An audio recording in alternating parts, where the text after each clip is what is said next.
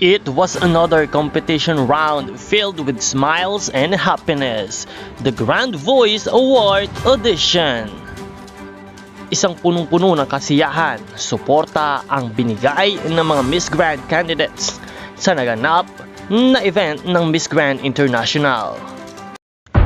The most interesting pageant content is back.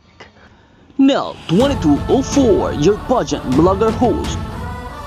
Subscribe! Good day pageant lovers! Naganap na nga ang Grand Voice Award Audition ng Miss Grand International 2023. Isa sa kanilang mga event na talagang nagpatingkad at nagpaganda sa lahat ng mga kandidata ng Miss Grand.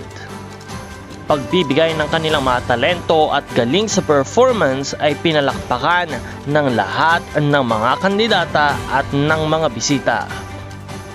Kahanga-hanga ang ginawa ng Miss Grand Organization dahil dito ay mas lalong nahuhubog ang magandang samahan ng mga kandidata ng Miss Grand International.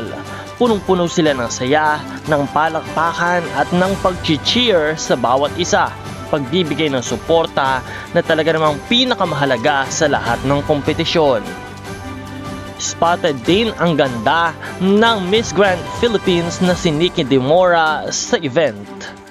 Maraming salamat sa iyong panonood at marami pa tayong updates na ibibigay, kaya't huwag kalimutan na mag-subscribe sa channel na ito.